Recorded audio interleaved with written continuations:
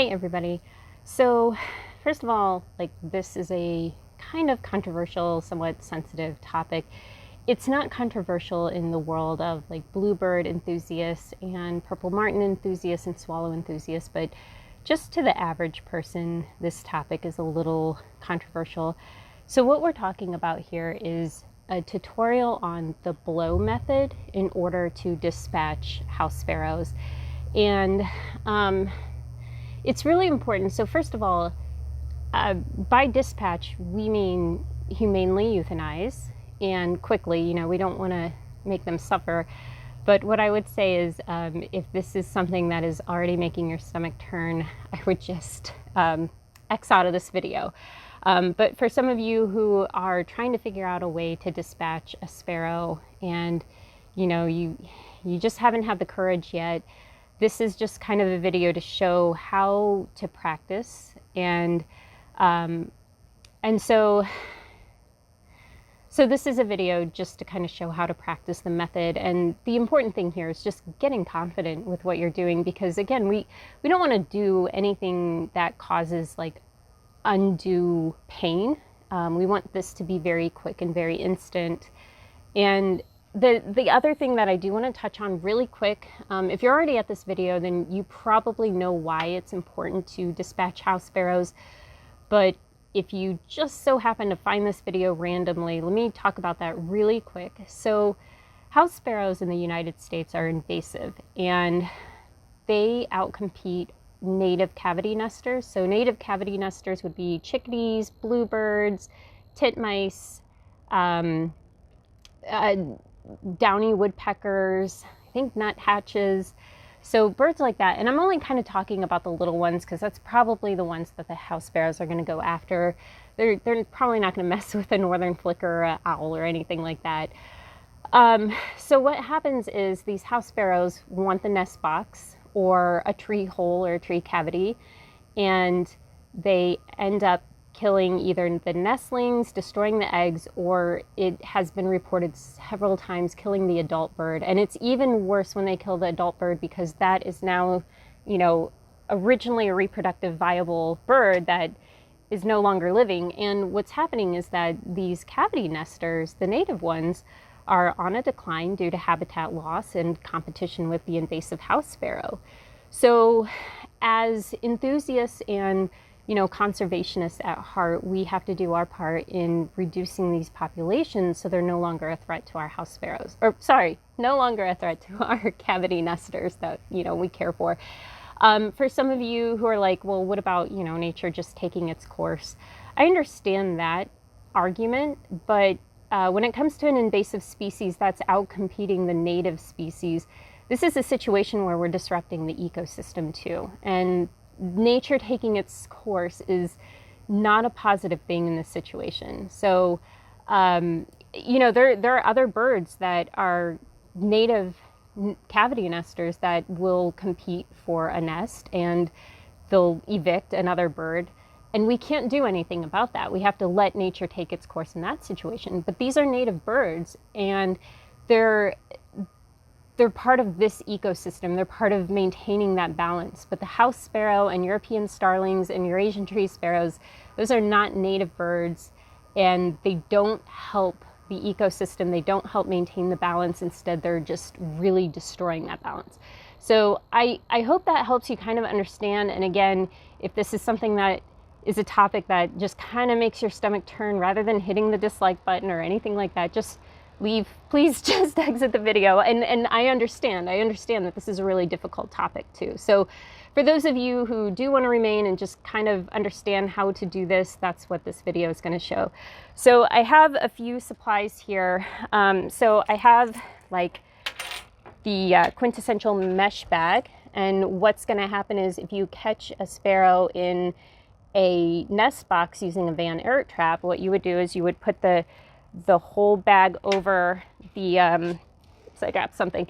You'd put the whole bag over the nest box, and then you would let the bird out. Obviously, you'd have the bag cinched, and the bird would come out and be in the nest, in the mesh bag. Sorry, I can't really talk today. Then I brought some socks And this is what we'll demo with. I'm not going to do this with a real sparrow. I think that would be terrible. It's hard to do, and I don't want to put that on video. I think that would, I don't think YouTube would even let me. I think that would get reported. So we're going to do this with socks. I also have a scrunchie just in case, and I have some quarters and a food scale. Okay, so for setup, the reason for the food scale is because I was really amazed by how light a sparrow is. And I think when you're practicing, you could use a tennis ball, but those are actually heavier than house sparrows, I'm pretty sure. So I want to just kind of practice with something that would weigh as much as a regular house sparrow. That way you can get a feel for what you're doing. And again, the whole point of practicing, and you would, you would practice with the socks or a potato or something like that. The whole point of practicing is, again, just to get confidence, get your feel for what you're doing, so that when the time comes, it's not as difficult. So a house sparrow weighs about 0.86 ounces to 1.4 ounces. And I'm going to go on the lighter side with this because, again, I think it's better to practice with something very light so you get an understanding. So turn my food scale on, and basically I'm going to roll up a sock, just kind of wad it up here. So it's like that, and I'll put that on, and that is 0.5. So let's wad up 2 socks.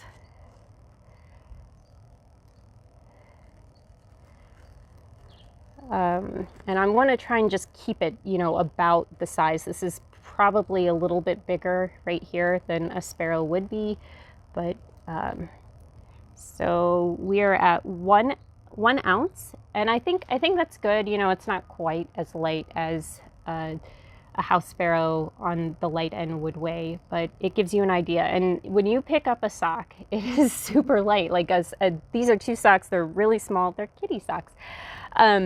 It's really light though. It's really, really, really light. And I think that's an important thing to understand.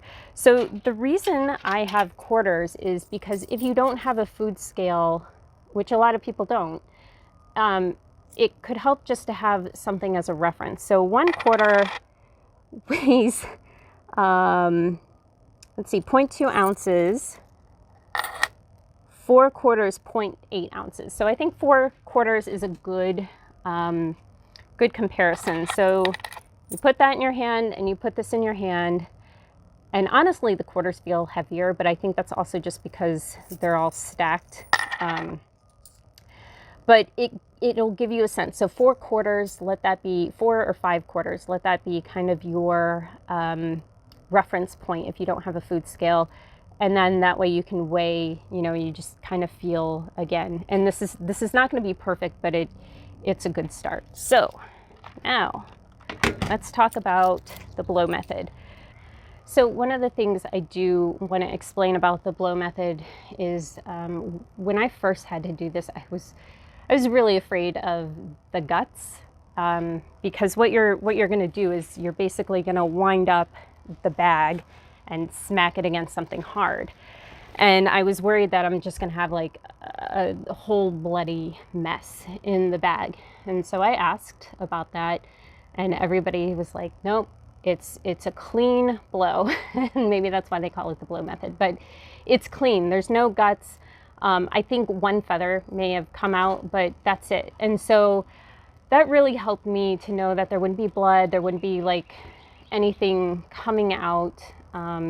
So I don't want you to be scared. I don't want you to worry that like you're going to have a mess on your hands. You won't. It's very clean and it's very fast. All you need is 1 good smack.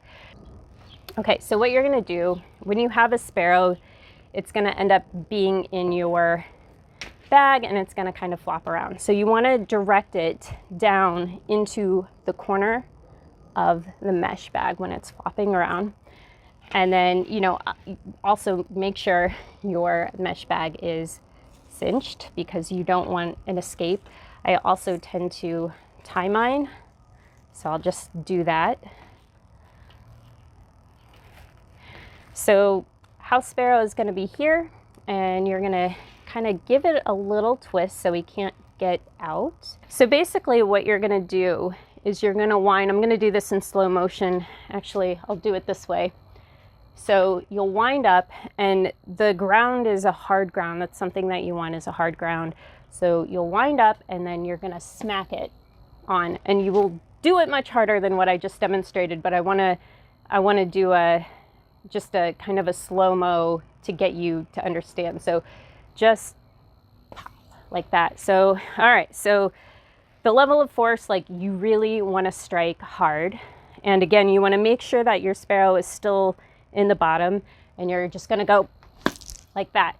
One more time, and you can hear it. I don't know if you'll hear it so bad, but I'm telling you, it is instant. All you need is one smack and it's out. So the whole process is clean and quick. If you want to do a double tap, go for it. So, you know, you did it once, just, you know, do it one more time just to ensure. And so, yeah, that is the blow method. I really encourage you to practice because, again, I was really nervous to do this. It is a really difficult thing, and I want you to know that that's okay, that you feel compassion towards these birds too. Some people have a lot of hate towards them, and I definitely do. I definitely dislike the house sparrows because I've seen the horrors of what they do to our native nesters. Last year I had chickadees in a tree hole, and house sparrows were attacking, and there was nothing I could do. Like I could not take care of them. There was no way I could get a trap up there or anything. So I literally had to sit outside with tennis balls, and every time they came I had to throw tennis balls at the house sparrows, and that was all I could do to protect them. And I had 2 nestlings die, and they were probably a week from fledging. And so every day, you know, I was hoping that they'd fledge. And with chickadees, it's tough because they only have 1 brood per year, and you know, they're very, very sweet birds. So ensuring their survival is very important. So again, I understand having compassion and being really hesitant about this. It's a journey, and a lot of times what will end up motivating you is the moment you start seeing a nest getting attacked like I did, and then it's like, okay, I've got to do something about this. Okay, so I hope that this video has helped. Go out, practice. If you don't have a mesh bag, use a pillowcase to practice. Anything to just kind of understand how that swing feels. You won't need to practice very long, but you'll get a sense. And yeah, so good luck with it, and thanks for watching.